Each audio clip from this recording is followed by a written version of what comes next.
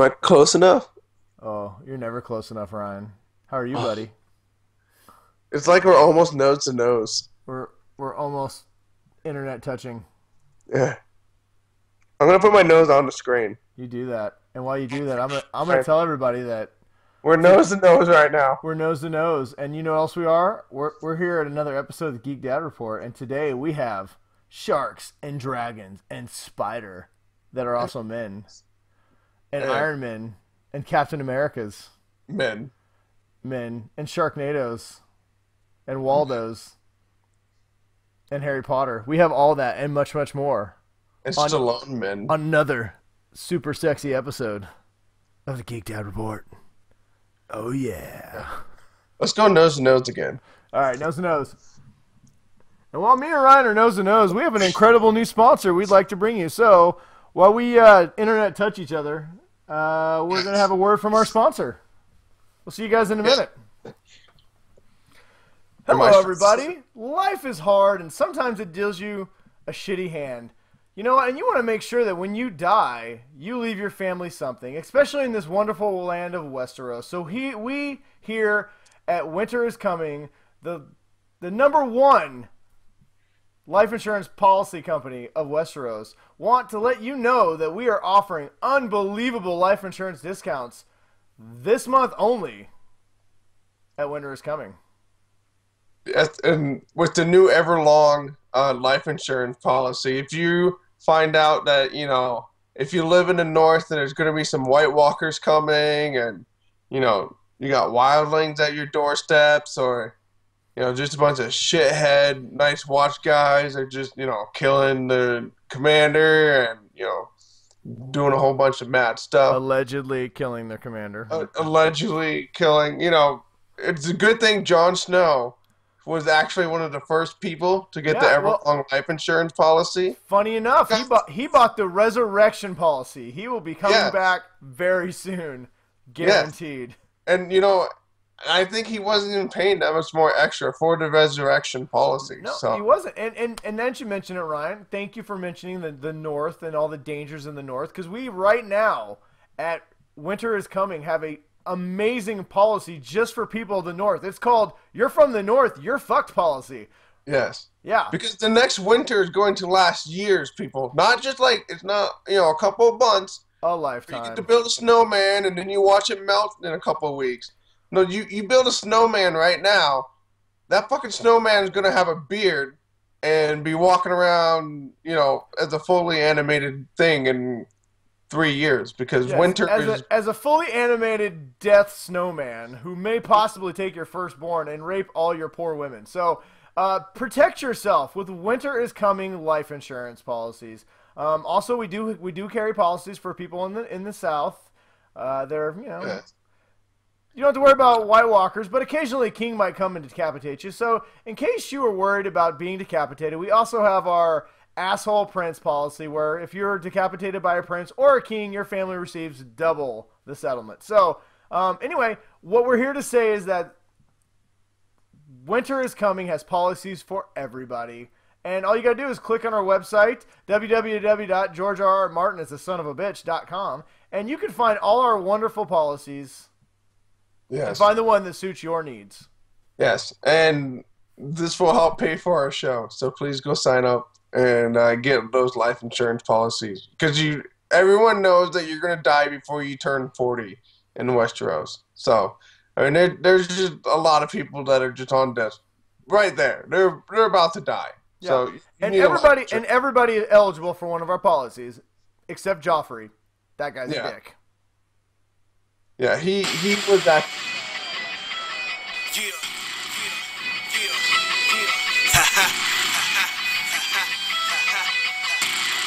Oh, we the bad boys.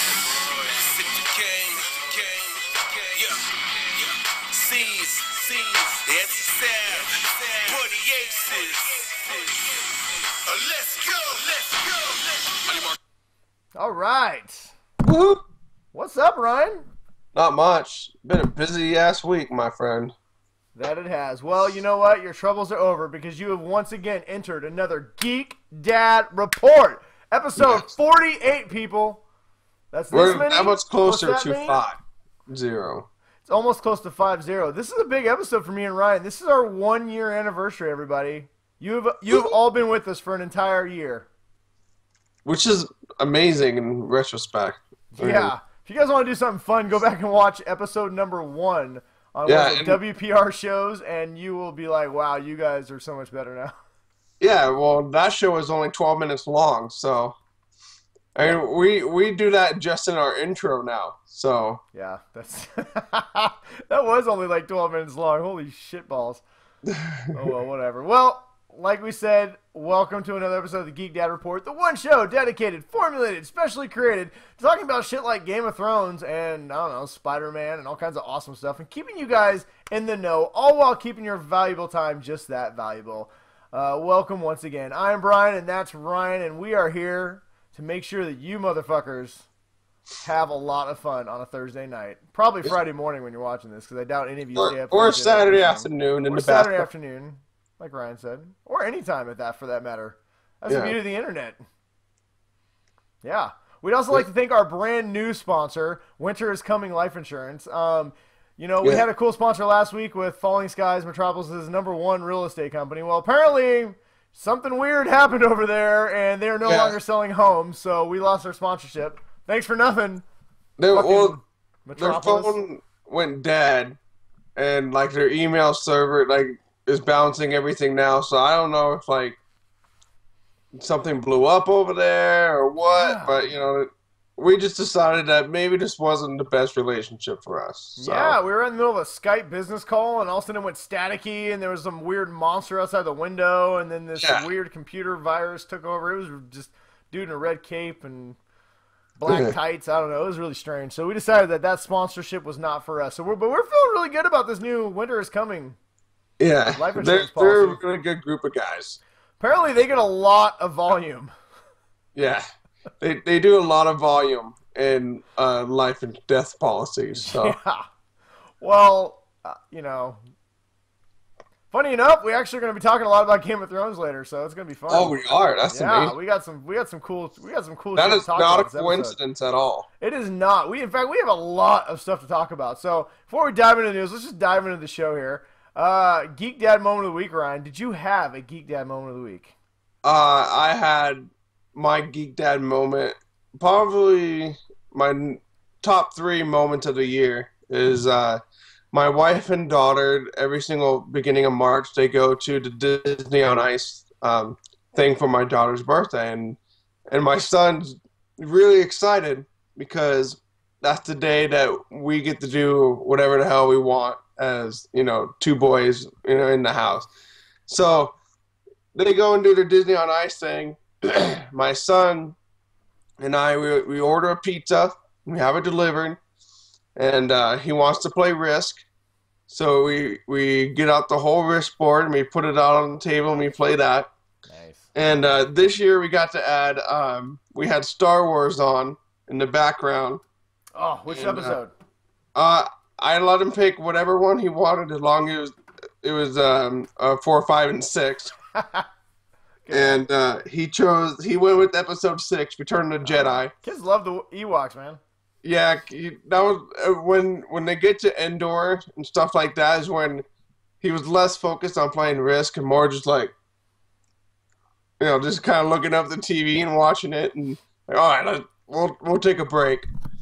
So we did all that and we played after Risk we played some King of Tokyo, which is a fun game if it's like you roll dice, you get there's Tokyo, and then you get these big monster cards, and you roll dice you can either punch, you get energy cubes, or you're trying to get victory point. It's a really fun game. My son loves it. So yeah, and that was pretty much what we did on Sunday. So that was for 6 hours. All we did was play board games, ate pizza, and watch Star Wars. So that is pretty much my version of what I would do every single day if I could. So awesome.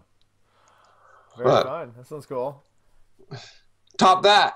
I can't. I didn't really have any geek dad moments this week. I had some regular dad moments. So I actually took my daughters, the whole family, we went ice skating for the first time on Sunday. So It's been years since I went ice skating, and I was really afraid that I was going to die. I wasn't going to do it, but my two kids, both my kids wanted to do it. My wife's like, you're not going to make me go out there with both of them. I was like, all right.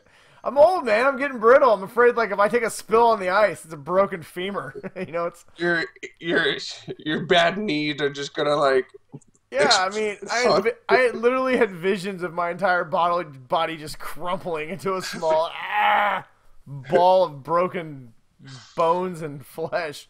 But so I strapped on the ice skates and I went out there with the kids, and I was out there like a ice ninja, man. By about 20 minutes later, I was doing like circles and skating backwards. I was taking selfies on the ice with my kids. It was pretty cool.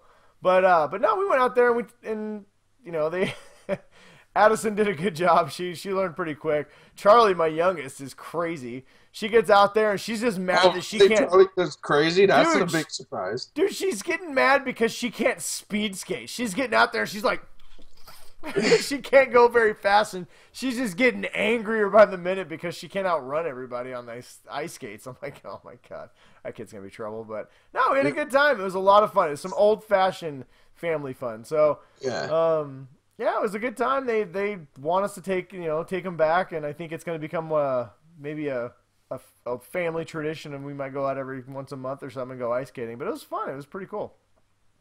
Yeah, that sounds awesome. Yeah, and then we went to one of the many Mexican chain restaurants and had some giant burritos, and I had a margarita that all my kids wanted to drink, and I'm like, no, this is a daddy margarita. But they didn't really feel like a dad because I'm drinking this big pink margarita. I'm the only one at the table. My wife didn't want to get one. The kids obviously can't drink, so I'm sitting here. I got a big pink banana margarita, and I'm drinking it. I'm like, man, I don't feel very manly right now. You could have got a virgin one. And been able to share it, Brian. Why the hell would I get a virgin margarita? Oh. Lord in heaven. Come on, man. Come on, man. But I'm just saying, you could. It was just a possibility. But yeah, that was pretty much my only geek. That's only my dad moment of the week. I didn't really be geek dad much. My oldest has been in trouble. She's been grounded all week, so we haven't been able to do anything like watch TV together. Or she's been reading some of my. I have some cool, I got this pretty awesome Avengers book where it breaks down all the different Avengers, and it's kind of one of those informational, but it's full color, and it tells all the backstories of everybody. So me and Addison have been reading a lot of that lately. She's been wanting to know about all the different Marvel characters, so we've been reading about that. She's super geeked out. I showed her the Captain America Civil War trailer today with Spider-Man, and she was totally excited about that. Yeah, why is Ryan shushing? Because we are going to be talking a lot about that here in about 20 minutes, so... But no, I showed her that. She was pretty excited. At the very end, I didn't tell her Spider-Man was in it, right? And so we're watching it, and it's going to be hard with this movie because she doesn't quite understand why Iron Man and Captain America are fighting against each other. And, she's going to be 7 here in a month, but she doesn't quite grasp the concept of political differences. So she's just like, why are the two good guys fighting each other? So that's been kind of tough. But so she watched the trailer, and she's like, oh, my God, this is awesome. At the very end, it shows Spider-Man. Her eyes get all big. She looks at me. She looks at it. She goes, "Hey, this Spider-Man?" I'm like, "Yeah, that was Spider-Man." So that was pretty fun. But no, that was Deadpool. Yeah, that was Deadpool. Yeah, she's still no. I can't mention Deadpool. She's still mad at me that I won't take her to see Deadpool. She keeps negotiating with me. So when I turn 12, will I be old enough that I can see Deadpool? No. I don't understand why they do that. My son's been doing that about Indiana Jones for like a year now. Like, Dad, so when I'm like 9, am I old? Like no. You gotta maybe Last Crusade. Yeah, at least like in your double digit, like an age group. It's like, so when I'm 10, like no, well, I don't know how mature you're gonna be as a 10-year-old. I feel like I can make an edited copy of those movies where they miss some major parts, but they can still watch them. And then when they turn like 12 or 13, they're like, "Oh my God, I did not know that guy's face melted off." I didn't know that Nazis. I didn't know they ripped that guy's heart out when I was still beeping. Kalima. Yeah, that's probably very traumatizing. Oh well. But anyway, that's my Geek Dad moment of the week. So there you go. Should we jump into our next speech? We had like a half a second of dead air. I was looking at my notes. Yeah. Way to save it, Ryan. Good work. Got Ninja News. All right. Ninja News time, people. I'm going to give you like the uppercut of knowledge. Boom. One of these. What the? I'll do the 2-finger punch of extra knowledge. Yeah, well, you didn't come strong with that one. I'm not gonna lie, Yeah, Ryan. and I try to make it up on the fly. Well, we didn't talk about that, so I'll cut you a little slack. All right. That was a spur of the moment thing. I'll work on it, Brian. All right. All right.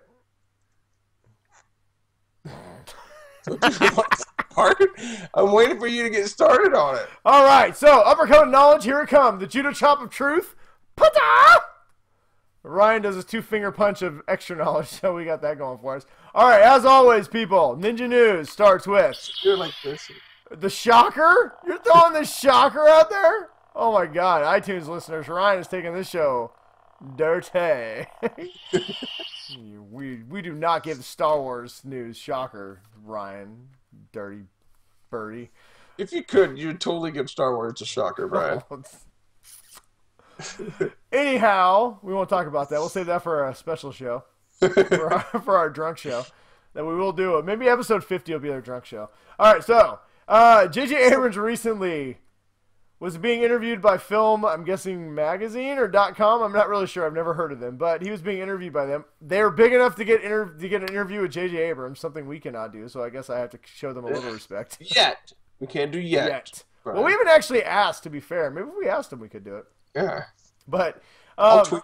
but he was interviewed, and he was talking about, they were asking him like his regrets of the movie, and he actually said he loved everything about the movie. There was one big regret that after watching it, he wished he would have changed. So there was a little backstory before I give this story out. He a lot of fans, one of their big complaints with The Force Awakens was at the very end, spoiler alert, after Han Solo dies, when Chewie and Rey all go back to the planet that Leia's on, and Chewie walks right past Leia and doesn't say anything, doesn't look at her. You know, the two people that should care the most that Han Solo has just been murdered don't even bother looking at each other. Instead, Chewie walks right by her, and Leia looks at Rey, who she's never met, and then gives her this big old hug. And a lot of people kind of took it as that Chewie was kind of giving Leia the cold shoulder, and nobody kind of figured out what was going on. So for some weird reason, this became like a point of contempt from a lot of people about, you know, big criticism of The Force Awakens. So JJ actually addressed this and saying that, you know what, after watching it, he understands why people are upset, and he looked at it a little differently, and it didn't quite pan out the way he had envisioned it in his head.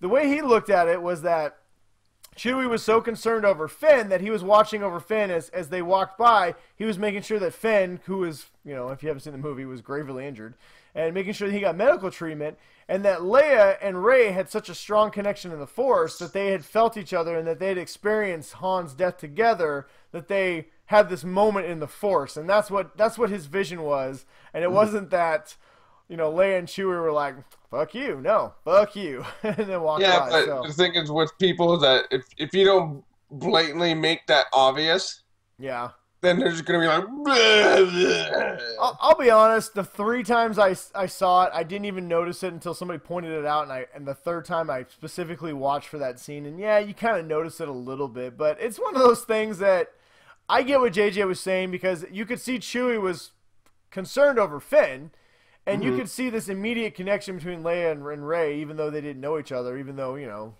Leia would know that that's her niece. Just saying. Not saying, but just saying, Luke's the father. But, you know, so anyway, anybody who thought that was a big problem or had just that bothered them somehow, well, guess what? It bothered JJ too, so. You know, Only slightly. Only slightly. He just didn't really bother him as much as he wanted to clarify what that scene was. So if you've been staying awake at night cursing the name of J.J. Abrams because Leia and Chewie did not hug it out, well, rest assured that that was not his intention. They still love each other very much, as a Probably Wookiee. did like a mental high five, like when they walk by each other. Yeah. Well, you know, and Wookiees are notoriously angry, so maybe Leia just didn't want to get her arms pulled out of socket. Possible. Well, at least we're going to find out more about Solo and Chewie's relationship. That's true. Wow, you made that sound really dirty the way you just said that. Oh, well, you never know how that relationship came about. Well, why, Ryan? How are we going to find more out about Han and Chewie? I thought that was your thing. Well, I was going to, but I'm throwing it to you. Well, Making they're you more doing of this part of the show. new standalone movie, Rogue One. No, Rogue One is not the standalone movie. What's that? So it's not Rogue One. Rogue One is I not thought the that standalone. was Rogue One. No, Rogue One is the next one coming out, but Han Solo is getting his own standalone movie. Oh God. Okay. You know what? You should read the notes, Ryan, before the show starts. I all right? did read the notes, You liar. asshole. All right. Well, since Ryan doesn't know what he's talking about, I clearly do. No. What Ryan was trying to explain to everybody is that the Han Solo standalone movie, Chewbacca, has been confirmed that he is going to be in the movie throughout. So apparently the yet untitled Han Solo movie is going to explore the origins of Han and Chewie's relationship. So considering they were going with a young Han, I think a lot of people just assume that is one of the things that they would explore is how Han and Chewie met. So it sounds like that is definitely going to be part of it. So Chewie, going to be a big part of Star Wars going forward. Yoo-hoo. I wonder what young Chewie. Does he have like less fur? I think young Chewie looks just like old Chewie. Really? Yeah. They live like 300 years. I'm pretty sure 300 or 400 years. I don't think it matters.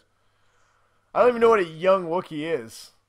All I know, the only young Wookiee I've ever seen is that damn... No, I don't even want to talk. That still gives me nightmares. The holiday special. Somewhere Chris is yelling the name of the Chewie's kid in the sky because that's like his favorite movie. Yeah. He loves that show. That's all right. I made 5 minutes into that thing, and I could not. I was literally going to start cutting my own throat. Yeah, well, me, you, and Chris, hosts of our sister station on Pod Hell, Utah Outcast, are going to do a Mystery Science Theater 3000 style episode of the Star Wars Holiday Special, and it's going to be glorious. Yes. Until then. Let's see here. More Han Solo.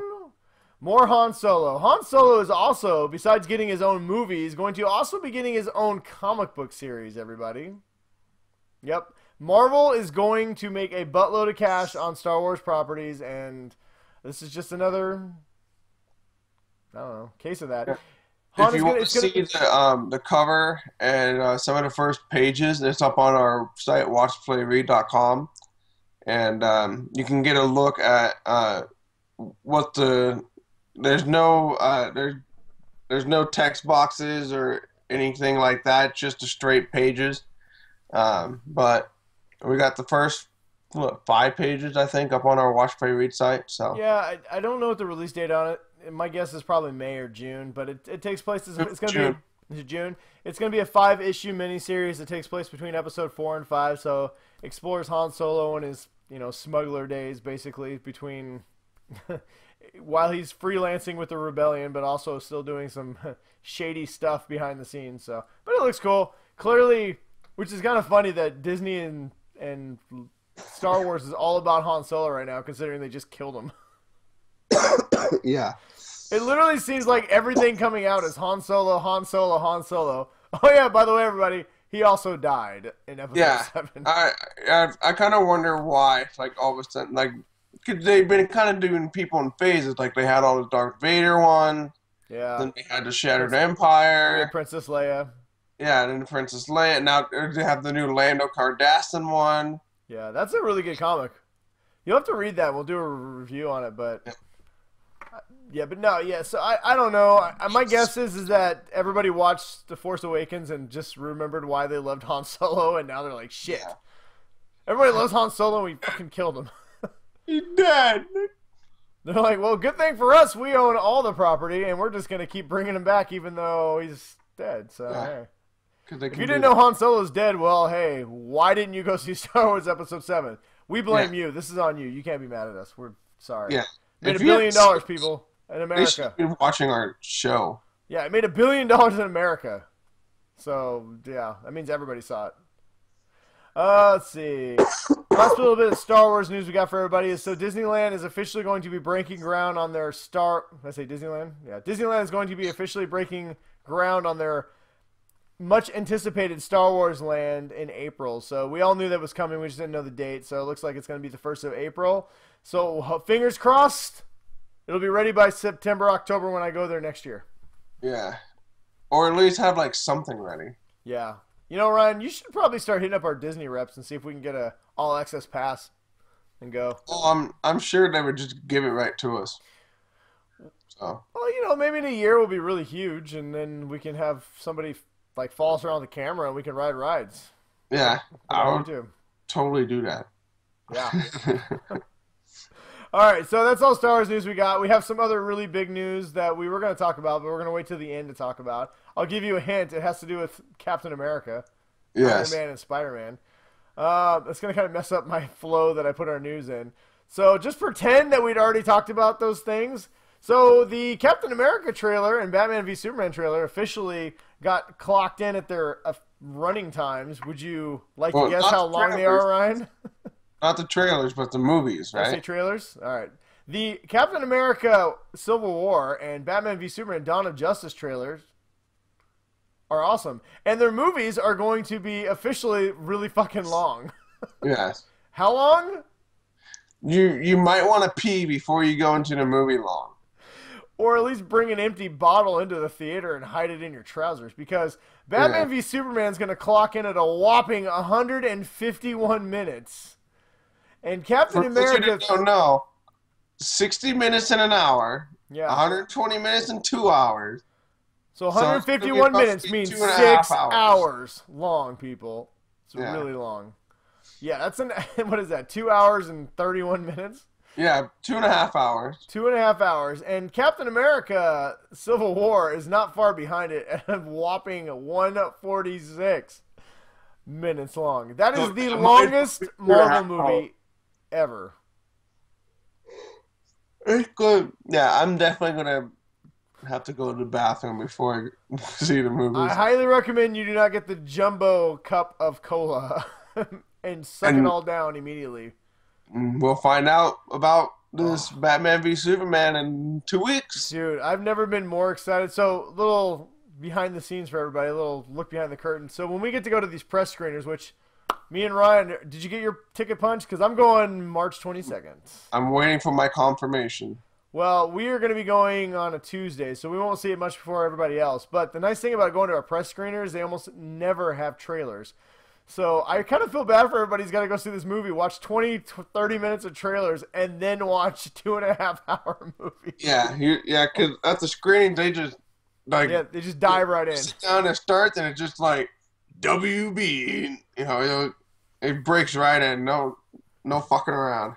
Yeah, well, They don't apparently... even do the stupid cell phone video. Turn off your cell phones. Yeah, and there's nothing. Well, and the worst part is that these kind of movies, you have to wait through the credits so you can see the stingers afterwards. But apparently Batman v Superman, Zack Snyder came on, and he was being interviewed by somebody and said that there's like 12 minutes of credits at the end of this movie. I'm like, oh, God. I'm going to have to sit through 12. And like Ryan said, you can't turn your phone on, in a press screener. So... yeah, we'll be sitting there waiting. We're watching who the third grip boy is. It'll be great. But Well, no, when they get to like the digital effects section, it is 3 minutes long. It's just scrolling. before it would be guy, in a nice column. Then when they get to the digital effects, the whole screen is completely full of names for a solid 2 minutes. It's like 10 rows of people's names, and it just rolls down.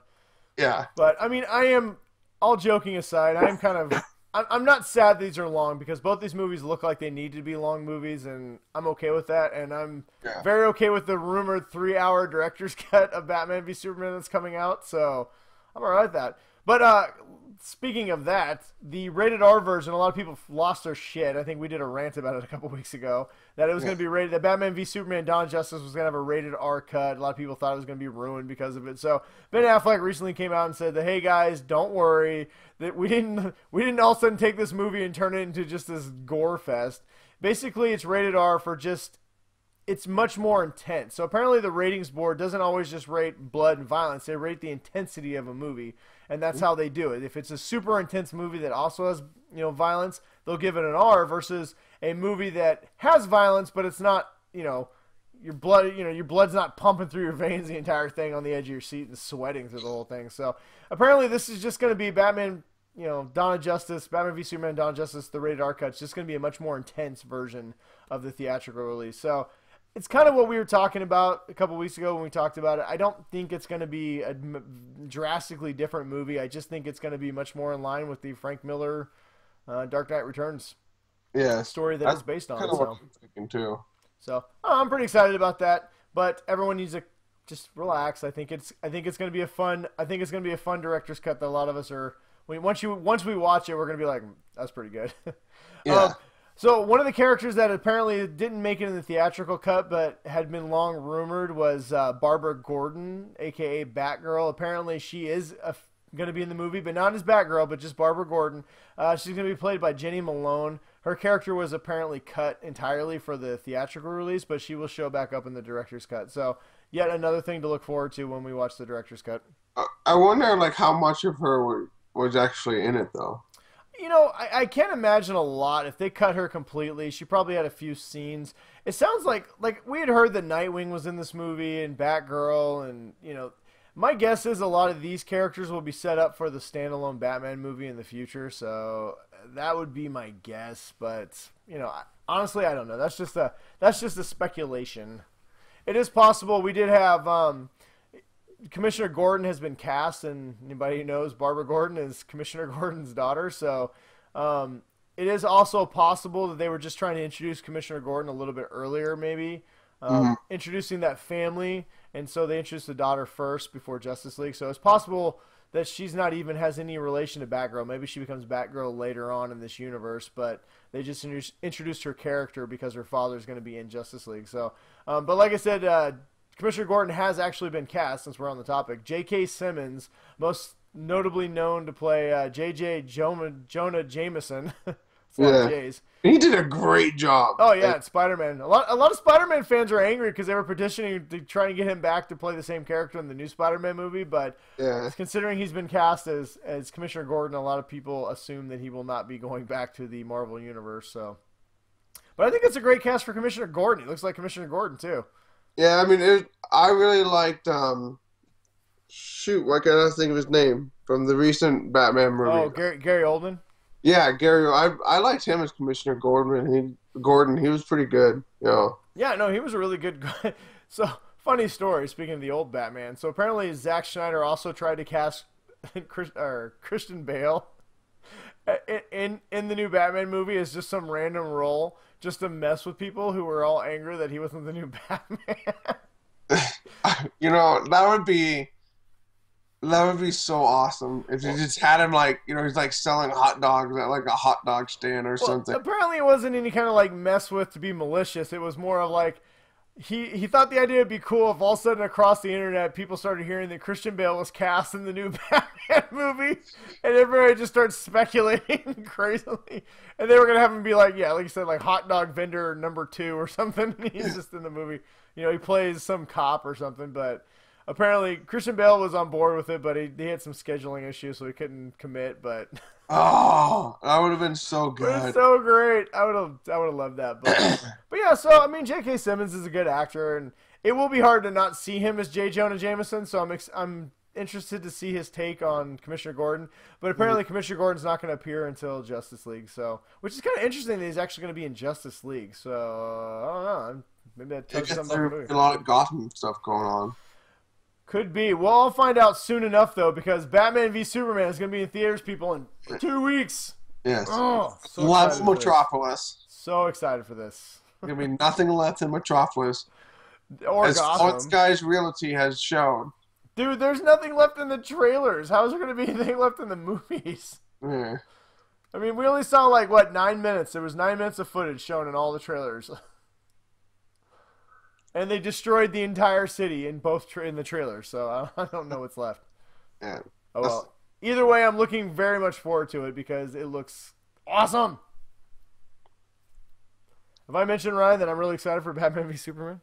No, you have not. And you and my friend Jeff Alden are probably the 2 biggest Superman Batman nerds that I know. So and you guys are both ultra. Yeah, well, you know what, Ryan? We connected on Facebook. We're now friends on Facebook, so shit might get real. Yeah. He posted we're going way too deep into our own personal lives here. Yeah. But since Jeff is a member of the Faithful 50, we'll name drop him and talk a little bit. He posted on his personal page, he posted a picture of Bruce Wayne in front of the Wayne building collapsed in the new movie. And so I sent him in the comments. I have this picture of it says it's like a like, with the thumbs up, but it's a Batman hand, and it says bat like. Yeah, you don't get much more meta than that. You bat liked a picture of Batman. That's pretty good. This guy did that. All right. So speaking of things I'm excited about, Guardians of the Galaxy Volume 2 has made a surprise cast. They have cast Sylvester Stallone. What the fuck is he going to be doing? So apparently, a lot of people thought he was going to be Judge Dredd because his costume looked like Judge Dredd, but since Marvel does not own the property of Judge Dredd, people wondered how they were going to do that. Apparently, he's going to be one of the Reapers for Yondu's clan or something.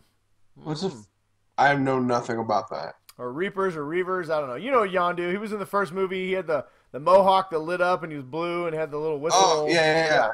So his Reavers, or Reaper, I think it's Reavers. It sounds like they're gonna kind of have have a fraction in his group. I don't know, because Yondu supposedly is gonna join the Guardians of the Galaxy. So I don't know. Anyway, it sounds like their group splits and Sylvester Stallone might be one of the guys trying to kill Yondu. It has yet to be determined whether he's going to be a major character or just a small cameo just to get himself into some Marvel movies. Who knows? Why not? I mean, who cares? There's a lot of superhero movies going on now, and you know what? Sylvester Stallone's in Marvel and Guardians. I don't give a shit. I think it's awesome. Yeah. Speaking of awesome, skipping ahead a few news stories here, Arnold Schwarzenegger might be reprising his role as, I don't remember his name, but in The Predator. Yeah, was he Army Dutch? guy for 5. Dutch. He was Dutch. He may be reprising his role as Dutch in the new Arnold movie, or the new Predator. This is the new Arnold movie. Who cares? It's Arnold Schwarzenegger and the goddamn Predator. I'm in. Take my money now. He got a big fucking machine gun. And Take my money.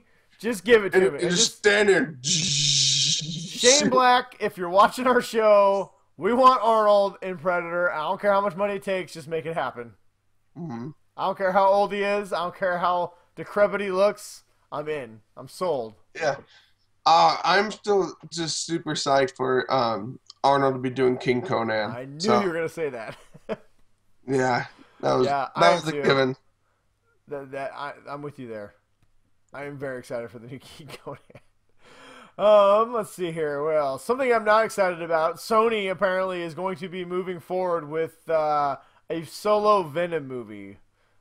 I think Sony's proven they don't know what the fuck they're doing. So you remember a year ago? I think it was a year ago when Sony really did something awesome and they got together with Marvel and said, "Okay, we suck at making Spider-Man movies. Can you guys do this for us and we'll just make money off it?" And Marvel said, "Hell yeah."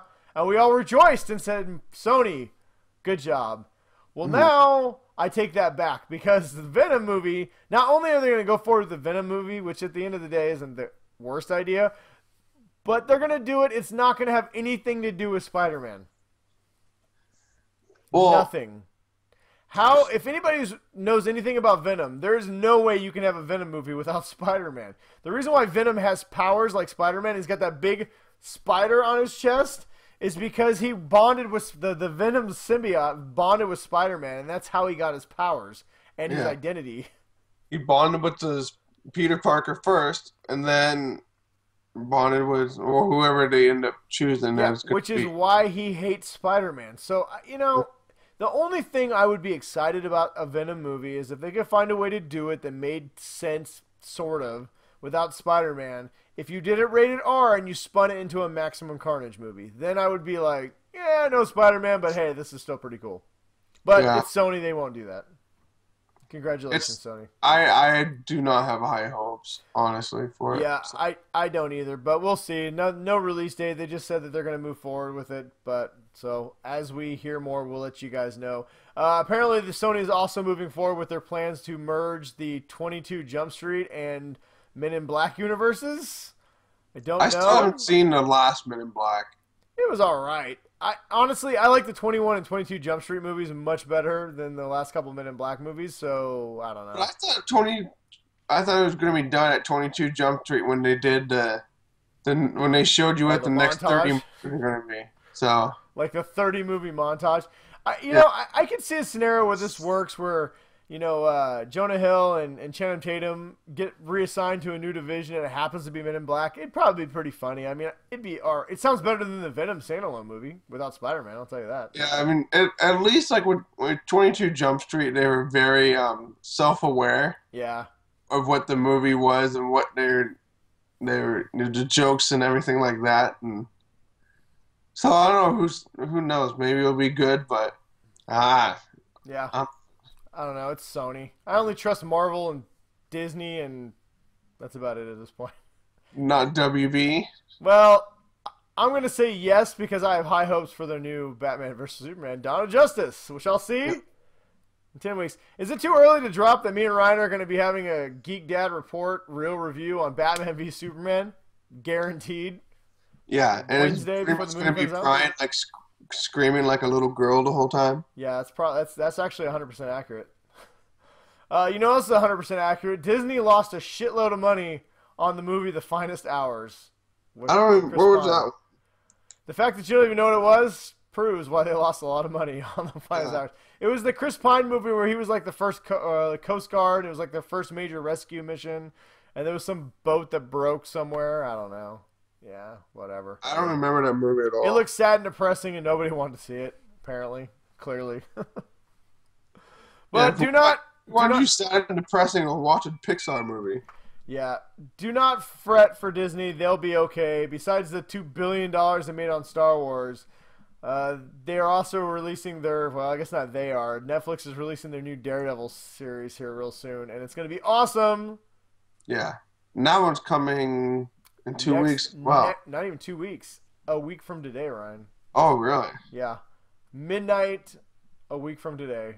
I will be binge watching it, so I'm sure we'll probably definitely do a Geek Dad. Maybe we'll do a special real review, even though it's not a movie, but it might as well be a movie.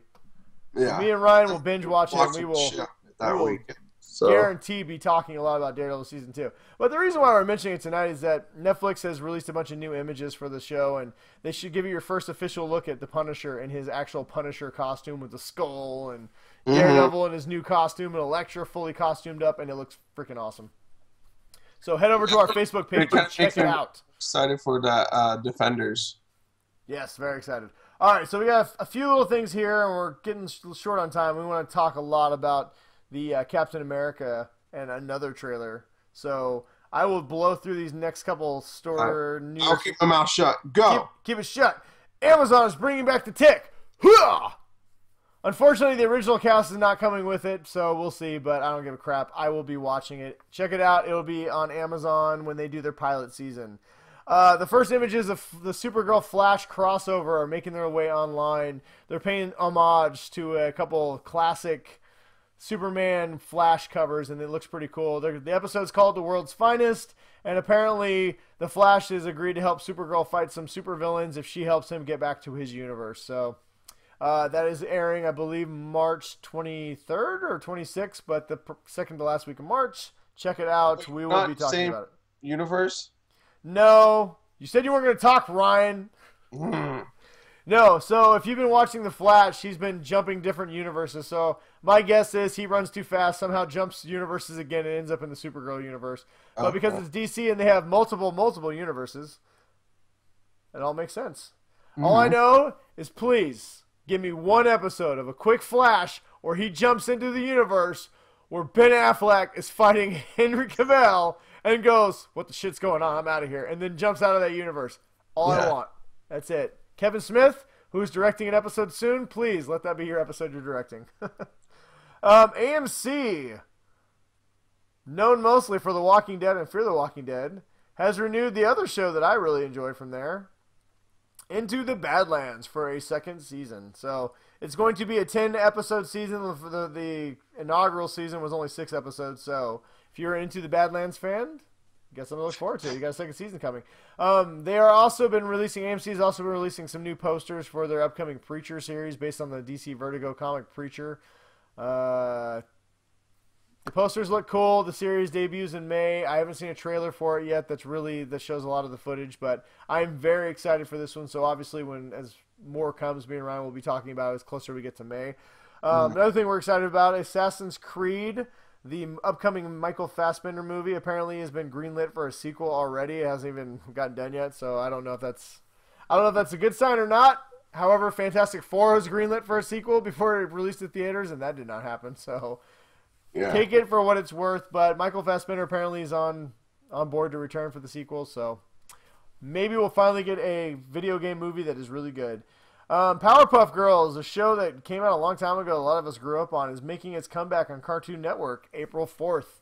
They got a few clips out already. It looks great. It looks a lot like the old show, but definitely updated. So if you've never watched Powerpuff Girls and you got kids, now is a great time to watch it. I would definitely be showing it to my girls. Especially, they have a great monkey villain called Mojo Jojo. He's amazing. I recommend watching Powerpuff Girls. It is a lot of fun. Another show I'll probably be watching with my daughter is going to be DC Superhero High. Basically, it has all the female, well, it may have a few of the male, but mostly it stars the female superheroes, Supergirl, Wonder Woman, Hawkgirl, but they're all teenagers in high school going on Scooby-Doo type adventures, so I don't know. It's going to be airing March 19th on Cartoon Network's sister station Boomerang, so check it out. Let us know what you think. I'm sure my daughters will be enjoying it and watching it, so I don't know. I'll watch it with them. J.K. Rowling has released some cool new stuff on her Pottermore website. She's been teasing a lot of her Fantastic Beasts and Where to Find Them that's coming out this November. Those of you who don't know, it takes place in America. It's American magic. So she's been to help everyone understand the history of American magic. She's been releasing original stories on Pottermore about the history of American magic. So the first one, I believe, is up right now on the website. She's going to be releasing 4 stories total, so check them out if you'd like to know the history of American magic in America. America. There's no segue, so I'll just dive in. Harley Quinn actress Margaret Robbie has said that she's come out talking about Suicide Squad. Some people really like her new Harley Quinn outfit. A lot of people wish she went with the old Jester outfit. So apparently she said that she actually did try on the Jester outfit, and there was about 50 different costumes that they tried to go with before they settled on the one that they're currently using for Suicide Squad. But a lot of talk has gone into possibly the Jester outfit, the classic Jester outfit, appearing in Suicide Squad 2. So if you are disappointed that she is not in that in this movie, you may get your wish. She may be in the second one. Ian Ziering and Tara Reid are set to come back for Sharknado 4. I'm just glad it's not 90210 again. So. Best believe we will be reviewing that on Crap or Craptastic when it finally comes out. The best news, though, is that Gary Busey has also signed on to be in this one as Tara Reid's father.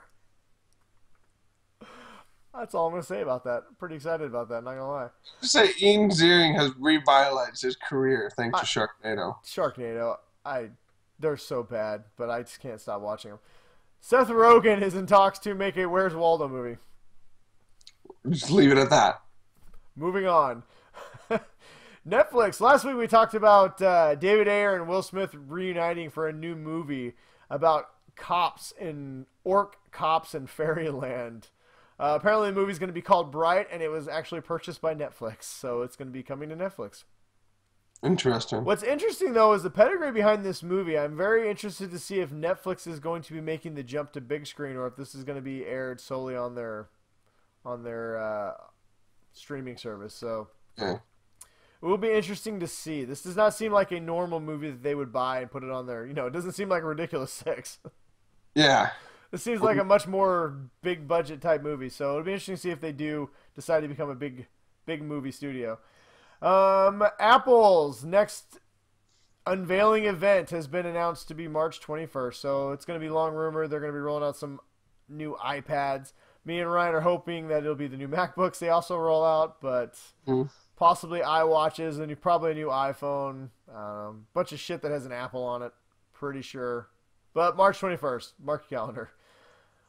Daisy Ridley, best known as Rey in the amazing Star Wars The Force Awakens, which I believe she should have won an Oscar for because she was amazing, could possibly be the next Lara Croft, which I think would be awesome. Yeah. Yeah, that came out today that she's in the running for that. They're starting to cast now. they're going to make the new movies based on the new video games, but I don't care. She's got the English accent. Actually, she thinks she looks just like Lara Croft. I think that is a match made in heaven, and I hope it happens. Did they tone down her boobs finally, or is this like still Yeah, like? no, the game, she looks more like an athletic girl. I mean, Yeah. you know, for a video game, she still has a very nice physique, but she definitely doesn't have like triple E's as boobs. Yeah, like it used to be. She looks much more like a very fit normal female than she Okay, does. that makes sense at least. Yeah, no, I would love to see Daisy Ridley. I like the Lara Croft games. I've always been a Tomb Raider fan, and I enjoy the new ones that just came out. Actually, that would be a great cast. I really do hope that ends up working out. So we'll see. And that is all the news we got for you. We want to talk a little bit about the new trailers. Don't think that we forgot about the mega trailers that dropped this week, but that is all the regular news we got. So moving on to our trailers, we have two of them, people, that we want to talk about. Which one would you like to talk about first, Ryan? Let's go with Captain America. There was a new Captain America trailer? I think I missed it. No, there wasn't. I guess. Was there something that happened in it? They kind of showed a character that some people on the internet are flipping their shit about, but I don't know what character you're talking about. I'm just going to sit here and play with my toy that I got. it looks like Deadpool. Yeah, that's my Deadpool toy. Yeah, right. We're talking about Spider-Man, people. You notice? Spider-Man. You don't think I just wore this because it was the only clean shirt I got? Kind of And clean you like to shirt wear I the got. color red a lot. Well, I have a lot of red shirts. I don't know if I have a good red or not, But yeah, the new Captain America Civil War trailer dropped. They showed some more people picking sides essentially, and before we talk about Spider-Man, because I mean, really, Spider-Man was only about 4 seconds of the trailer at the very end. and the But very end. let's just the trailer itself. We're not gonna break down the trailer. We didn't take any notes about it, or we're not gonna every 6 seconds and break down every screenshot. Yeah. But I do want to say this trailer was amazing. I mean, the first trailer that it showed was great. I didn't really need to see this trailer to go see this movie. I'm already excited about it. But this trailer did a really good job of kind of giving you much more detail about what this movie's going to be about and the sides that people choose and why they're doing it. why. And honestly, it complicates the movie a lot more. Even the first trailer, you're kind of like, oh, okay, Iron Man's got his team and Captain America's got their team, and this is why they're fighting. But this one shows them. This movie, I believe, is going to be a much deeper movie than it looks like on the surface. Yeah, I think it's going to be like a lot of action and all that kind of stuff. But I think, like you said, it's going to be you're going to need to pay attention the first time you watch it because this is the first movie in Phase 3. Mm-hmm. So they're laying. This movie is setting all the groundwork for all the upcoming Marvel movies. And so they have to go through some, essentially, it's an origins.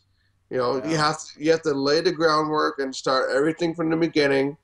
And, that's exactly what this movie's going to be doing. So it's going to be complicated and it's not going to be like a dumb fun kind of movie. So. Well, and there's even the tone of the trailer, there's gonna be people who die in this movie. Everyone's not making it out alive. I don't know if they have enough balls to kill off some of the main characters, but you may see a Scarlet Witch or a Hawkeye or a War Machine finally bite the bullet. I mean, we know a few people are safe. It didn't look good for War Machine in the trailer. So. No, Captain America looks like he takes a beating in this movie too. Yeah. So.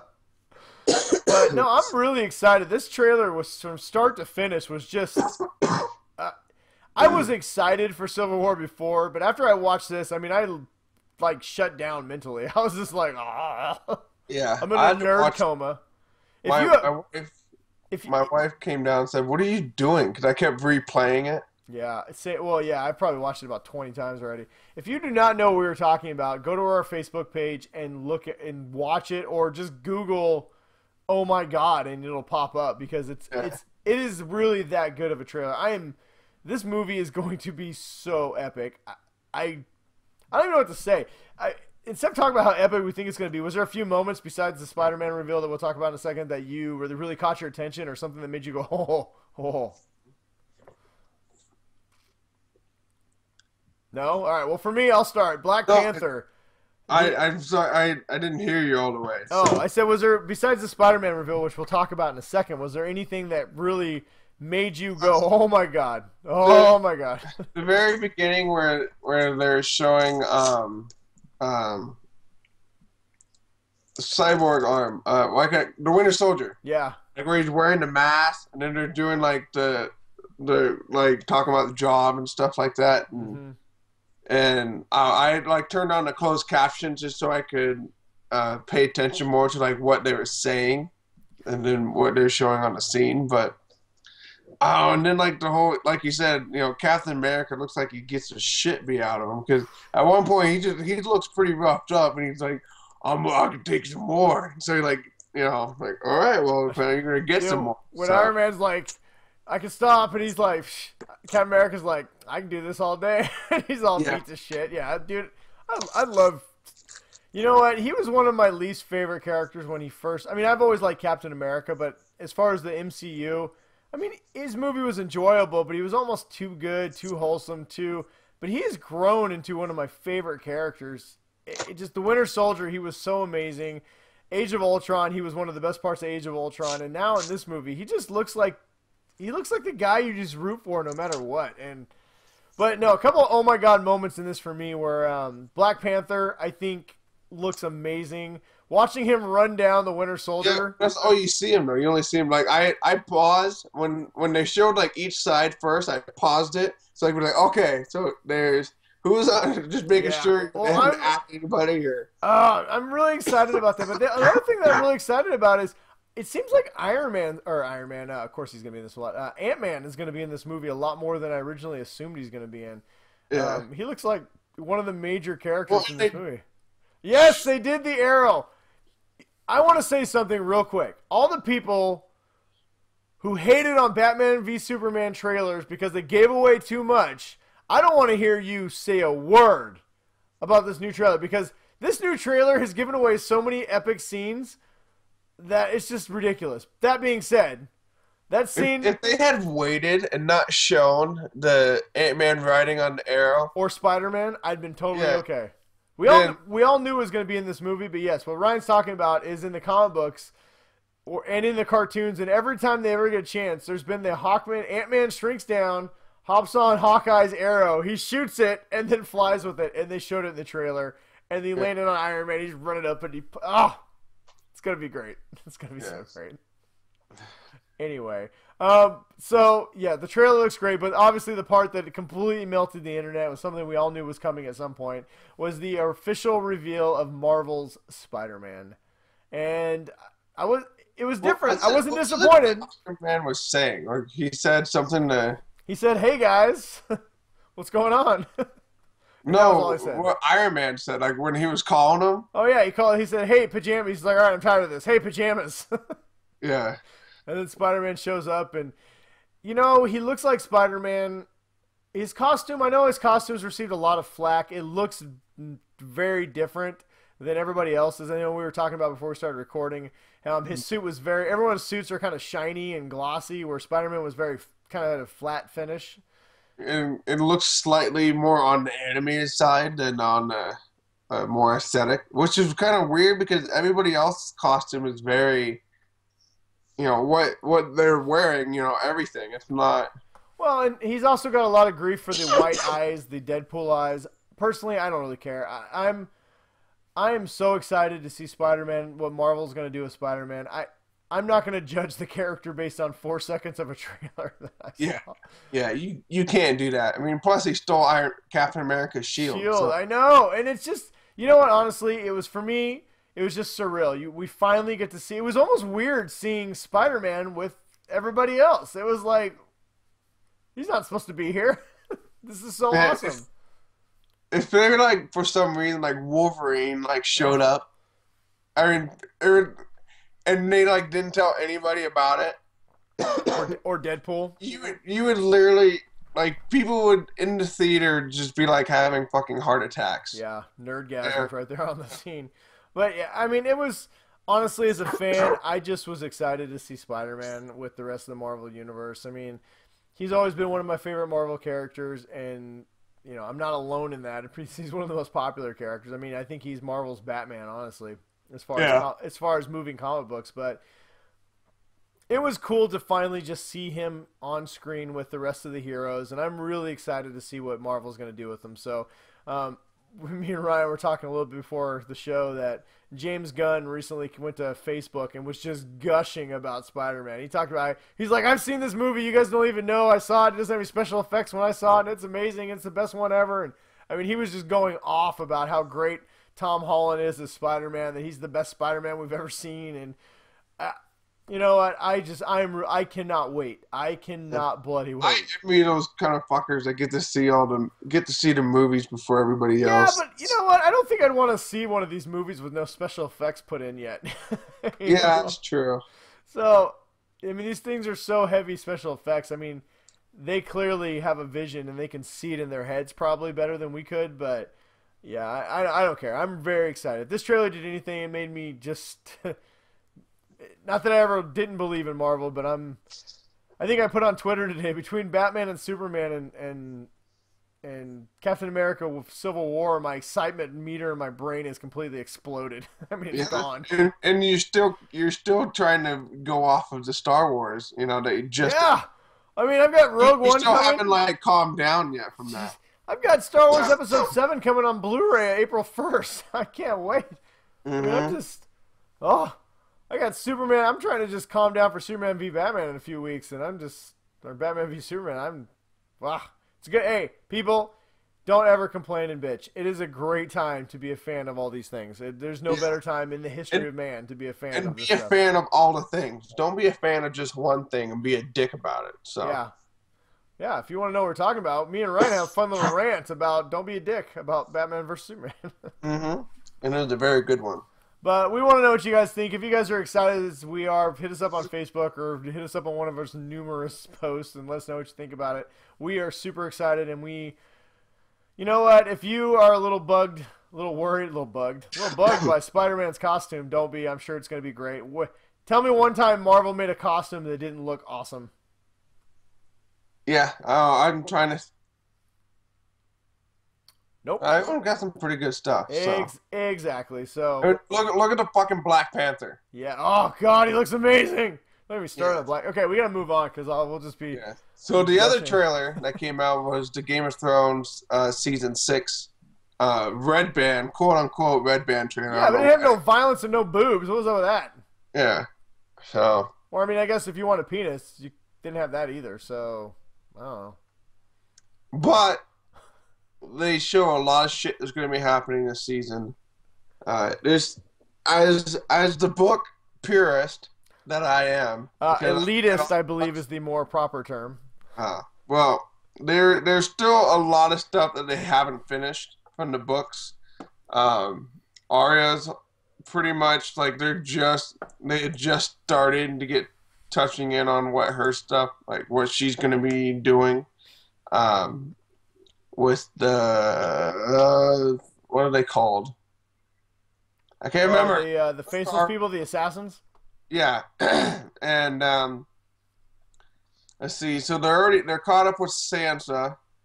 Well, so before you dive in, what was in the books? What was your overall thought of the trailer when you first saw it? What do you think about season 6 so far? What we know. I watched it and then I watched it immediately again, and. I'm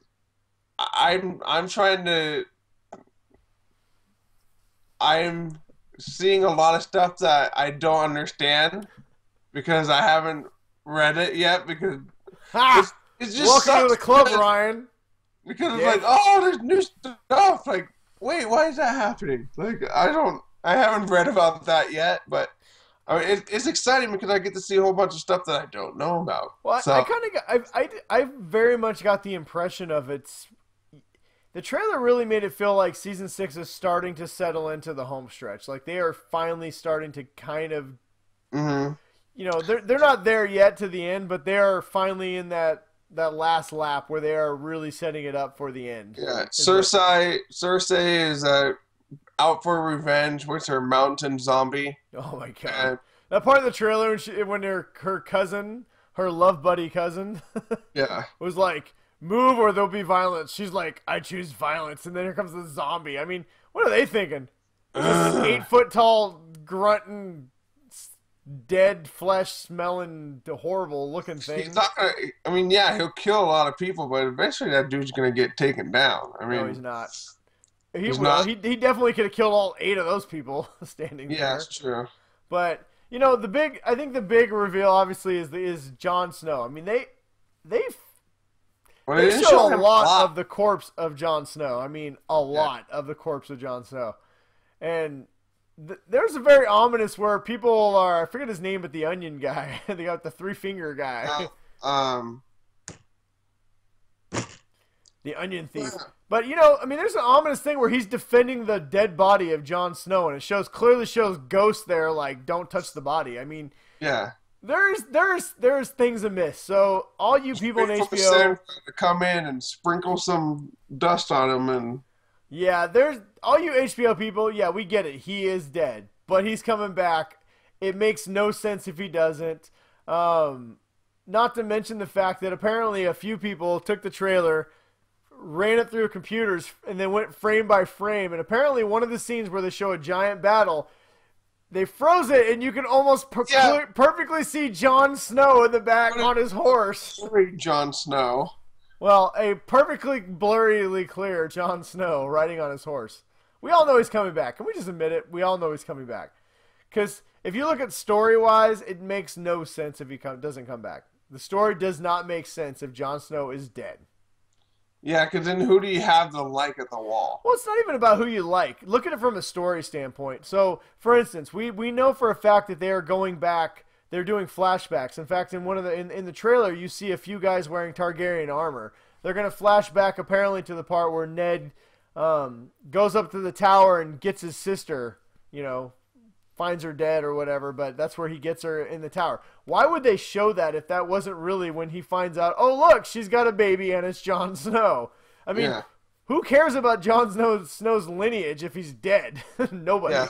And he's a Targaryen, guys. Yeah, but it makes much more sense from a storytelling, perspective if Jon Snow is still alive and he happens to also be the son, the one of the only living heirs to the throne of Westeros. I mean, that makes much better sense.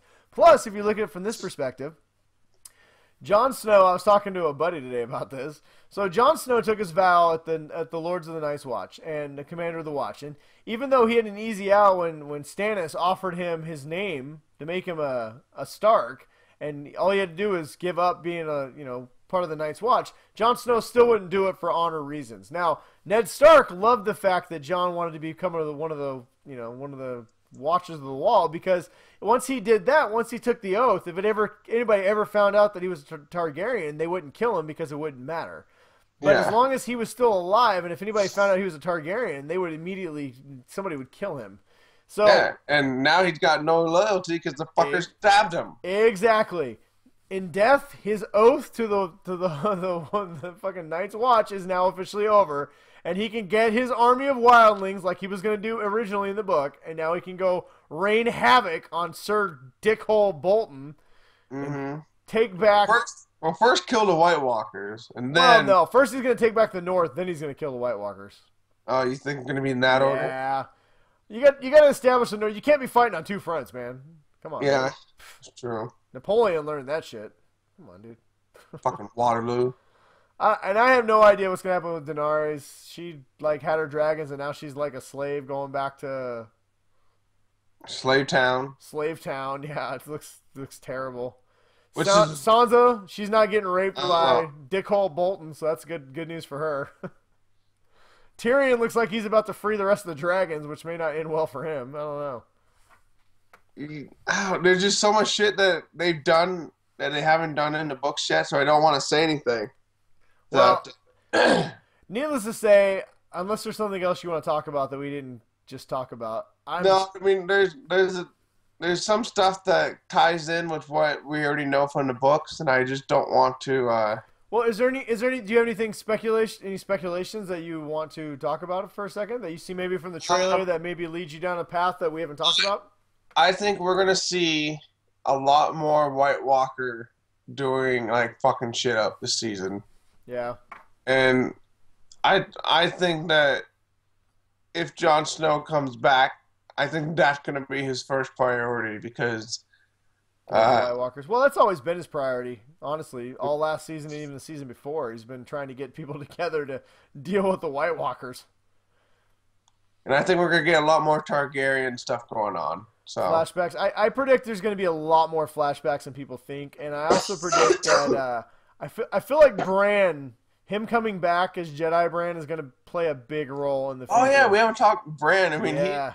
Well, they showed the White Walker King. Clearly, that's a vision. So I'm not really sure exactly what his visions mean, but well, do you want? And he can essentially, you know how in the north they have all those special trees yeah, the old that have the markings on them. yeah, the faces. Yeah, essentially he can tap into all those trees and see what's going on. Ah. So in the last book, do they dive more into his training than the TV show has? yes. Okay, so we're gonna get caught up this season In on the what happened in TV the last show, book. they kind of like he just found that one cave or whatever, right? Or Yeah, he just found the three-eyed raven, and he was gonna train him. yeah, but in the book they do a little more explaining on what his powers are and some of his training on it, and the children that that are helping him. So All right, well. As you can see, me and Ryan are pretty excited about it. We will definitely do a season premiere episode special yeah, where we will discuss something. heavily about the show. Yeah, it's gonna be great. So, let us know your thoughts on the Game of Thrones Season 6 trailer. If you watched it, tell us what you think about it. We have a post up on Facebook. You can hit us up there or just hit us up. We'd love to carry on the conversation. So, moving on. To Comics You Crave? Comics You Crave. So, Ryan, this week on Comics You Crave, tell everybody what we read. It was a one-shot, which means there's only one issue, and it's from IDW Comics. It's the X-Files. It's called X-Files Deviations. It's $4.99, so it's a pretty pricey one-shot. I cannot find the first names on the people, even on the IDW website. So the people that work here are Chu Casangrande, Califano, and Florian. So I'm assuming in that order, Chu is the writer, Cassandra is probably the artist, and the other guys are You gotta go to the last page. It was written by Amy Chu. Oh, it's on the last page. Yeah, art by Elena Cassandre and Sylvia Calfano. Colors by Ariana Florian. And letters by Robbie Robbins. Wow. Well, yeah. Thanks for putting that on the last page since everybody always puts it on the beginning. Yeah. Jerks. Well. But, you know what? That is fitting for this comic book. Can I just say that? Well, it kind of sucks because it is a one-shot. I mean, and anybody not familiar with the one-shot, basically it's just a standalone issue that tells a self-contained story that you're not going to get any continuation on usually. So yeah, this one's 40 pages, so it does have some length, but they also have a lot of like extra pages. Yeah, 20 pages of it is like alternate art and promotions for buying more X-Files comics. Yeah, so it's like half of the book is a bunch of extras. Well, before we dive into too much into the comic, basically the synopsis of the comic is it's basically a what-if story. It's called Deviations because it tells the story of what would happen if Fox Mulder was abducted by aliens and not his sister, and if his sister became the agent Mulder who joined the FBI. So it's a very interesting story, honestly. It tells the story of basically the first episode of X-Files on how Scully still ends up, hooking up with Mulder to form the X-Files, and it tells their first case. So it kind of mirrors the first few episodes of the X-Files pretty right on, like scene for scene. But I mean, the artwork was really well done. and I was impressed with the artwork. And like you said, it mirrored that first episode pretty spot on. I mean, obviously they changed this stuff, for Fox is the one that gets taken, and his sister is the one that's left behind. Well, and that's the problem with it. This, it's a great. Honestly, the artwork's great, like you said. The writing is really strong. It's a good comic until it's not. It just ends. Yeah. For a one shot, it is extremely disappointing. Well, yeah, because it ends on a cliffhanger, like a huge, and you're like, okay, so. Yeah, I would like some clarification from. Right? Honestly, I'd like to hear from IDW, and I want to know if this is actually a true one shot, or if we're planning on getting some more. Because the sad part is as a one shot, I can't recommend anybody buy this comic. It's $5, and it tells a quarter of a story. Mm-hmm. It doesn't even complete any kind of storyline at all. I mean, it basically the first half of this comic book you spend going, okay, what's going to be different, because it's exactly the same. And then when halfway through it does get different, you're like, oh, this is really good. And then it's just over. Yeah, but it's over without a satisfying conclusion. Or any conclusion. It doesn't conclude. Yeah. It just stops. And to me, that was very disappointing, especially when I first picked this up. I saw I think it was 40 or 44 pages or something. I'm like, okay, this is going to be a long comic. And 24 pages in, the story ends. And you're like, what? Yeah. It'd be like if we went and saw Batman v Superman, and an hour through the movie, they just turned it off. Yeah, hour and a half in, Well, there it's you credits. go. Yeah, it's I'm very disappointed. I would love to give this a much higher buy, because it was I'm reading through it, and I'm like, yeah, this is a really good comic. I could get into this. I kind of like this alternate universe, and then it's just over, and it angered me greatly. So I agree with you 100%. I mean, it's well done on every aspect of it. Well written. The artwork's amazing. Great. The writing's strong. The story was fun. I mean, it had me grin in a couple of places, and but like you said, it stops, and then you're like, oh yeah, so it's a one shot. But I mean, at first I read 40 pages. I'm like, all right, so this is gonna be a nice long story. But like you said, there's 20 pages of advertisements at the very end of it. So buy our other X-Files, buy X-Files season 3 on IDW. There's our new Ghostbusters, and yeah, it was in some ways it was almost like, hey, sorry your story ended. If you want to read more, here's a whole bunch of different things you can pick up instead. So I mean, it was just disappointing, especially as an X-Files fan. It really hit on all the X-Files notes. It really felt like X-Files, and just as I started to get into this alternate take on the X-Files, it just, like we said, it just ended. So I don't know if there's much else we can say.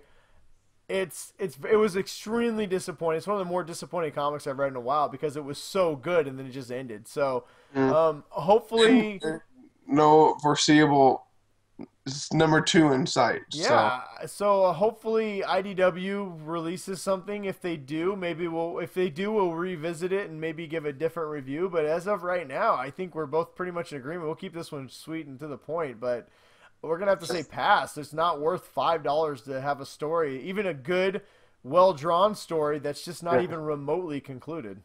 Yeah, and it would have been something that could have added a great value to the X-Files universe. But, I mean, it does in a small way, but as a one-shot, it's not fulfilling enough. So no, not even remotely. In fact, if anything, like I said, it'll make you angry, because when they finally really start getting into it, that makes you go, oh, this is really exciting. What's going to happen? It's over. And the twist that happens on the last page, Yeah, I mean, it basically leaves it to your imagination, I guess, which, anyway, like you said, we were because the writing was so good and the artwork was so good, it was such a good comic, it made the end even that much more disappointing. So, as you can tell, we're both kind of bummed about how it ended. So, unfortunately for us, IDW's Ghostbusters, X-Files, Deviant, one shot is a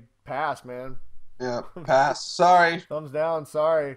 But if you want to read something that'll disappoint you, but you really love the X-Files, it is well written and it's well drawn, and you're going to love it up to the last page. Yeah. So, Sure. All right, that's about it. That's all we got. All right, moving on. From the Faithful 50. All right, what do we got? We really need to start posting that earlier. Well, I was kind of hinting that you to do it, but you didn't do it. I had a busy day. Yeah, me too. I'm packing the house up. It's all right. I was devastated because I don't want to hear about your moving issues, loser. Whatever.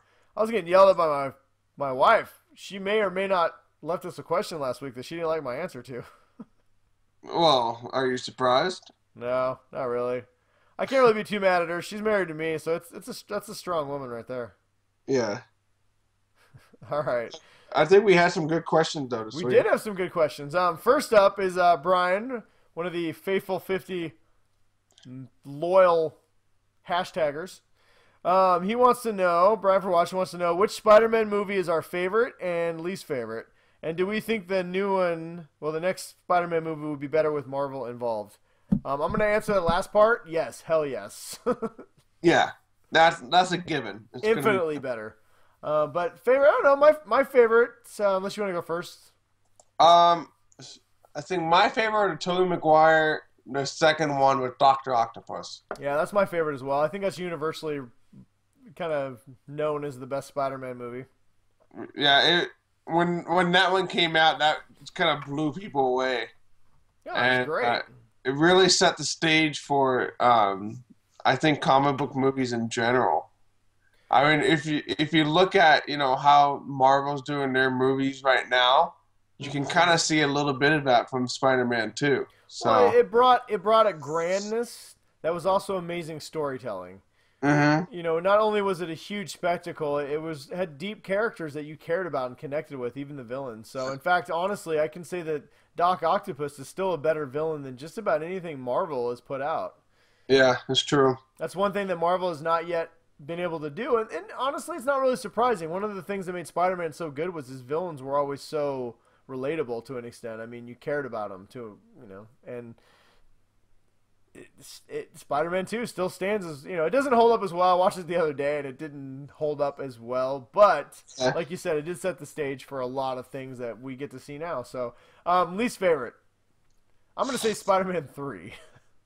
I'm going to say the last Spider-Man movie. Oh, the one we went and saw together, that was Amazing Spider-Man 2? Yeah. We didn't even get to see him fight the Rhino? Ugh. Yeah, like for 0.2 of a second, you get to see him fight the Rhino. That's probably, you're probably right. That's probably a worse movie than Spider-Man 3, but I was so mad about Venom in Spider-Man 3. I was mad about everything in Spider-Man 3. Jesus. They're like, hey, let's just toss in extra villains everywhere and not really focus on anything. You know what sucks is you can really see sometimes when the studios... Like, fucking easy to get out of his suit. You can see when the studios start really tampering with the directors and trying to say, listen, we want this, and our test groups say we want this. Yeah. So anyway, well, thank you, Brian, for your question. We'd like to know what movie you find the best Spider-Man movie. Let us know. Oh, Chris from Washington. Chris. Luckily, he did not bring us any sheep and goat sex questions today. Yeah, that's always good. He did leave a half-naked picture of a wrestler on our page. I'm not really sure what that was all about, but, I'm kind of fine with it. Chris actually brings a very deep question that we'll spend some time on for a second. Chris wants to know what our thoughts on are Mark Hamill's recent comments about the possibility of Luke Skywalker being gay in the Star Wars universe. Well, it'll kill a lot of the theories about Rey being her daughter. Yeah, so that would definitely happen. We won't spend too much time on this. I think me and Ryan, just to start off here, I don't think either one of us have any issue whatsoever with gay characters in the Star Wars universe. I know it wouldn't make any difference, honestly. Yeah. It would make more sense from a Jedi standpoint that they shouldn't be procreating anyways. So well, we'll get on that in a second, but some of the new Star Wars material, the Star Wars book Aftermath introduced multiple gay characters, and I don't have a problem with gay characters in the Star Wars universe. And this is kind of coming on the heels of J.J. Abrams a couple weeks ago saying that, hey, Star Wars will have gay characters in it going forward. And Star Wars, Disney in particular, have made. I mean, if you look at The Force Awakens, the cast is very diverse. They want to, the lead hero is a female. One of the main stars is a black guy, and and Poe is, I believe, a Latino American. So it's, they really wanted to make sure that there was a very diverse cast for Star Wars, and I think it was for the best. I mean, I think it was great. What are you talking? When the original Star Wars was very diverse, Brian. You had one guy in a black costume, and then Lando Calrissian showed up. Other than that, I mean, there was not a lot of diversity in the first Star Wars cast. But I mean, I think it's a great job that Star Wars did diversifying their cast, and it's inevitable that the universe is populated full of people of various colors and sexual orientations, and men and women and aliens, and yes, there's going to be gay characters. Now, that being said, do I think that Luke Skywalker should come out as a gay character? No, not particularly, just because his character's never been about his sexuality. So for him to all of a sudden be like, hey, Rey, I couldn't be your father because I'm gay, it would just seem... I don't know. He before he found out Leia was his sister, he kind of had he was like... Yeah, I mean, Leia. That's what I mean. Here's my problem. Luke Skywalker... His sexuality had no part in the original trilogy. I mean, none whatsoever. The straight, gay, it doesn't really matter because that's not what his character is about. So I think to come out and say, and I think Mark Hamill, his comments about it were perfect when he said, listen, if you think Luke's gay, then he's gay. If you think he's not gay, then he's not gay. It doesn't really matter.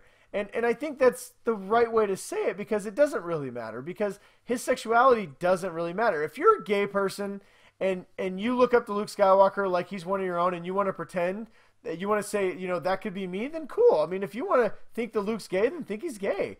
Me, I'm a straight guy. I look at Luke as a straight guy, and that's fine too. But I hope Star Wars doesn't force something that doesn't need to be forced. And I think if they want to introduce new characters, a lot of rumor that Poe could be a gay character, and that's fine.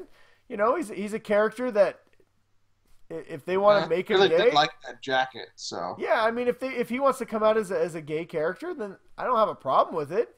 But I don't want them to force something that was never there in the first place. And like I said, Luke was never written as a gay character.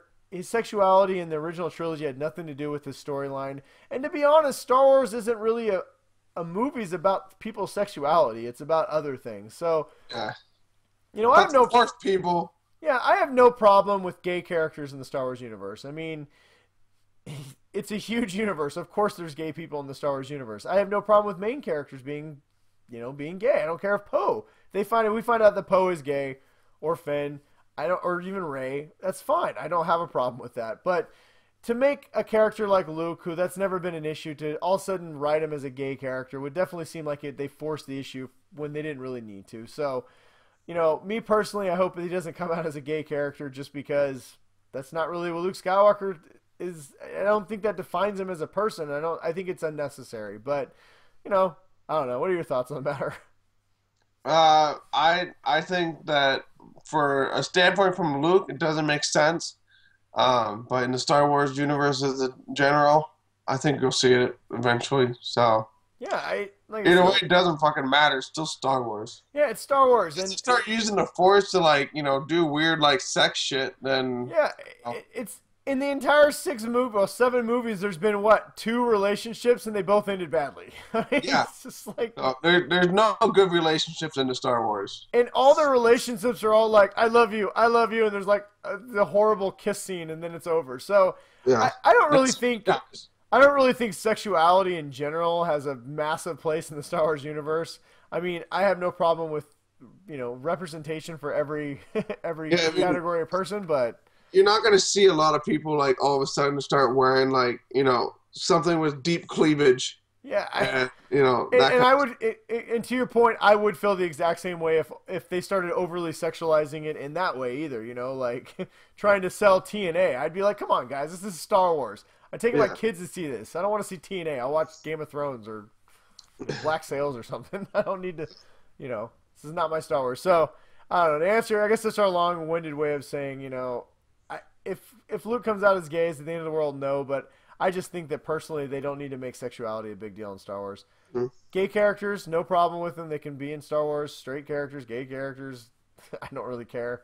It's Star Wars. Star Wars is about lightsabers and the Force, not about people's sexuality. Just don't make it not about Star Wars anymore. Yeah, exactly. Let's focus on Star Wars. If you have, gay characters in Star Wars, cool, whatever. Just it's Star Wars. Let's make them about using their lightsabers to beat down bad guys. Yeah. How about that? Thanks for that question. But thank you for that question, Chris. Helps us talk about things that are, I don't know, important. Yes. Important to society instead of just Game of Thrones nerd talk. Do we have any more questions? We do. I had to go to a separate spot. We had Phil and Jeff ask questions. Jeff, faithful 50 members, Jeff and Phil. Jeff wanted to know, this is a good question, what age is a good age to take your child/children to a theater? He says his son is 2 and not quite ready for theater sitting yet, but he's wondering what's a good age to try and bring the wee ones. 4 to 5. That's probably the prime age. I have taken Charlie to a couple of movies. She's 3.5. They cannot be any longer than an hour and a half, and they have to be fully animated.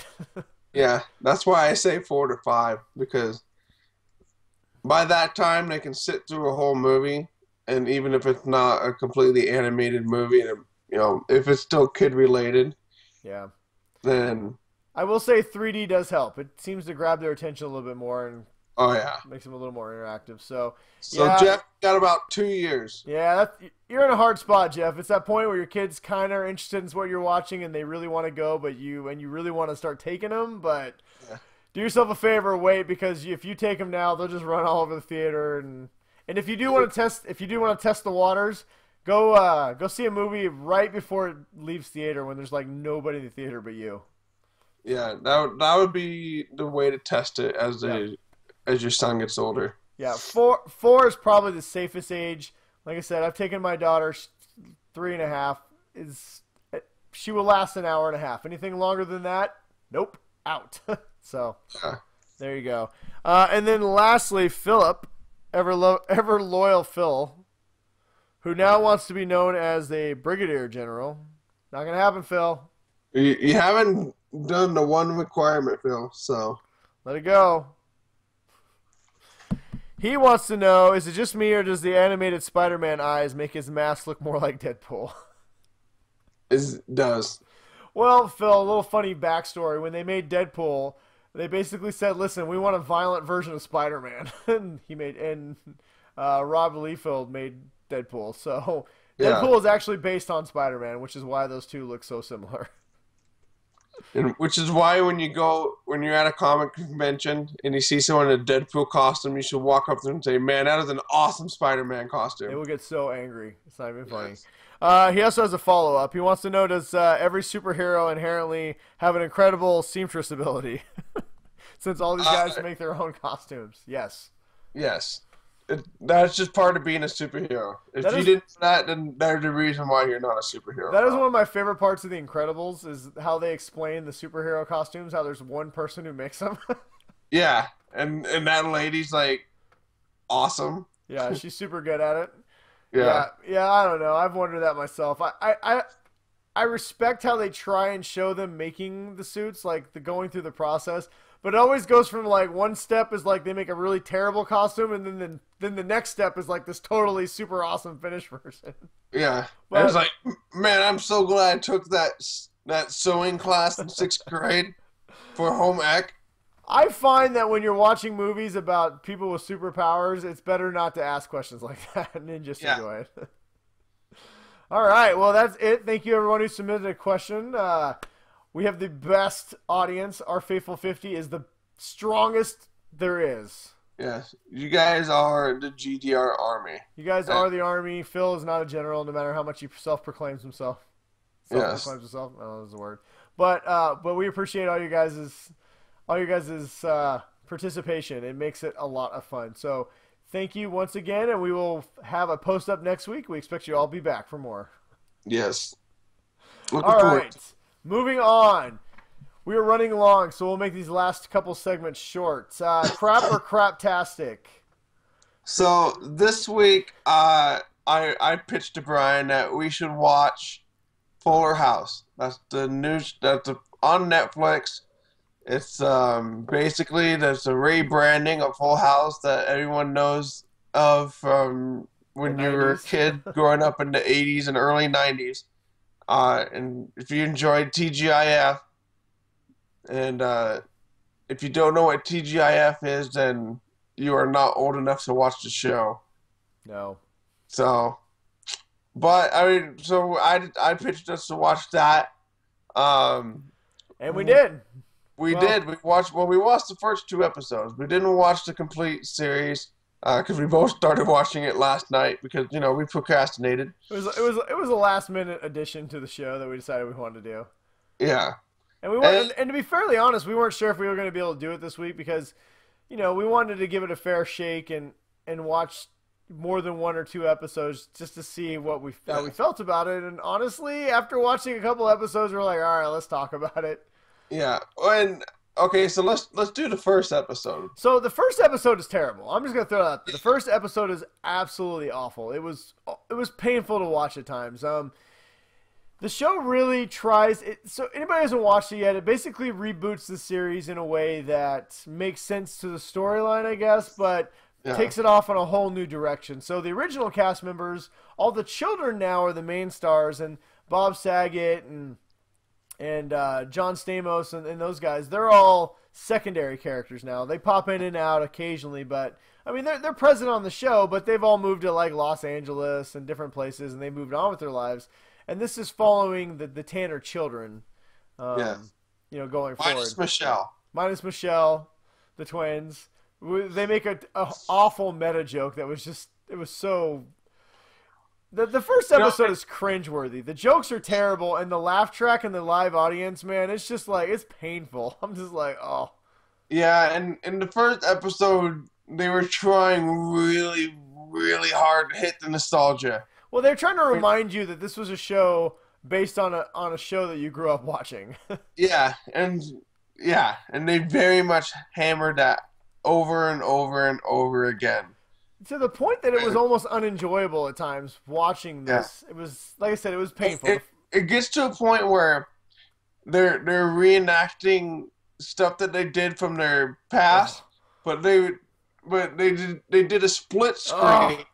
That was so bad. They would show the original clip from when we watched as kids, and then they would show the clip from right now, and they'd be trying to do it like exactly the same. Yeah, that Flintstones gag was it was terrible. It was so bad. But I will say, after the first episode, even as bad as the writing was, as bad as the in-your-face, hey, remember us, it was almost like when you're... It was almost like when you run into somebody who you were friends with in high school that you no longer see, and they're like, "Hey, remember me? Remember all those times we used to hang out, and it was awesome when we sit in my basement and drink beers that I stole from my dad? That was so awesome." And you're just like, "Dude, just leave me alone." I mean, that is kind of the way this felt. But I will say, growing up watching the series, even so, by the end of the first episode, there was still this endearing factor about him that even though that it was so bad, they committed so much to the characters that you just were like, you almost couldn't be mad at them because you knew them and you loved them from your childhood. So I don't know about you, but I was like, all right, I'll give the second episode a try. Yeah, and that was kind of my feeling too. Like I watched the first one, and I knew it's like, okay, they had to sell it on the first episode. They had to, overdo, all the shit to just try and get people, feeling like, they're watching, an adult version of the show that they grew up on. And so the second episode, they actually get into, what the actual story is going to be and what they're trying to establish with the new Netflix show. And, God, I didn't want to like it. Yeah, I didn't either. I think we both put on our Facebook page like, oh my God, the things we do for the show, watching Fuller House. But I'm not going to lie, by the end, I was laughing a lot in the second episode. I found myself chuckling a lot. And when it was over, I'm like, crap, I'm gonna finish this series. Yeah, and I felt the exact same way. And I might wait to show it to have my wife watch the first 2 episodes. So that my wife won't watch it with me. She's like, "What are you watching? I can't believe you're watching that." But well, anyway, real quick. It's like watching TG. It's like being a kid again and watching TGIF. Anybody who we didn't really talk about what the show is about. I mean, it's basically Full House. The oldest daughter, DJ Tanner. She unfortunately her husband has died a year ago and left her, widowed her with 3 children of various ages. I think the oldest boy is about 9 or 10. Yeah. The middle kid's about 6, and then there's a baby. And so she's gonna have to be a single mom. Her whole family's left. Her, Michelle, the youngest sister, is building a fashion empire in New York, so she's not on the show. The middle sister was Elisa, or was it Stephanie? Stephanie's a world famous DJ, and she's just in town. And so they all overhear her. They overhear the oldest DJ crying, basically talking about how she's not going to make it. So all the parents decide they're going to stay, but then they're like, "No, you're not going to stay." And Stephanie's like, "We'll stay." And then Gibbler, she's the best part. She's hilarious. She's the same. Yeah, I would have to say Kimmy Gibbler is probably one of the better parts in the show. Kimmy is exactly the Kimmy that you know and remember from the show, and she's. Like I said, there's an earnest quality to all these characters. Even when they're obnoxious, you still just really like them. And so they all agree to move in, and Bob Saget, I remember his name, Dad Tanner, gives them the house so that they don't have to move. And so the story becomes about... Kimmy has a daughter, too. Yeah, Kimmy has a daughter whose dad is a Spanish Latino. Dude, he was hilarious. Who cheated on Kimmy a lot and then wants her back. There was a couple Kama Sutra jokes that were kind of awkward because you knew these kids as kids. And you're like, But no, it's a really, honestly, DJ's 3 boys. Well, I guess the youngest one wasn't, he's a baby, but her 2 sons, the middle one's hilarious. He's a clean freak. But there were so many jokes that just made me laugh. And even though the writing in this isn't great, the characters are so endearing. You really... It's like watching your childhood, basically. It is, and you really care about them, and you want to see more. So, I mean, there's not much to say about it. The show, is it a good show? Not really. It's a 90s sitcom. It really is.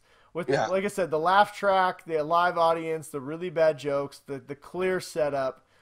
But the characters are fun, and they commit fully, and you start to kind of, by the end of the 2nd episode, I really kind of cared about what was going to happen with these people. And they're in the same house, so you have that familiarity with it, and they're kind of touching on stuff that happened in the past, like where in the 2nd episode, the two boys that are the oldest have to move into a room together, which kind of mirrors the episode where DJ and Stephanie had to move into their room together, and Stephanie tells the oldest son what DJ did. And so he kind of follows suit. But it's like you said, I wanted to not like it so much. I did too. I did not want to watch this. When you were like, we should watch this, I was... and the 2nd episode was over, and I was like, I paused it and turned it off. Like, all right, so I need to think about this. Yeah, and then I got up the next day, and I'm like, I want to watch more. I'm gonna watch it. I'm gonna binge watch the rest of the season. I can't believe I'm gonna say it, but I'm looking forward to finishing Fuller House. I can't even put my finger on why I am excited to watch it more. But like I said, it's a very heartfelt. You care. It makes you care, and I guess maybe as a parent now, I understand some of the jokes, and I understand some of the things that these characters are going through, and it makes sense to me, and it's funny, but not everything works. In fact, most of the jokes don't work, but there's, like I said, I don't know how many times I can say it, there's something very endearing about these characters that just make you want to watch them and root for them and see how it ends. So, I don't know. I will be watching the rest of Fuller House. So I'm saying that. So I guess we're both going to say that it's craptastic. It is full on 100% craptastic. It is not a good show, but it should definitely be watched by everybody. So watch it. Fuller House available now. Season 1 on Netflix. You can even skip the 1st episode if you really wanted to. Yeah, I'd probably watch it. Just know that it's painful. It's painful. It's painful.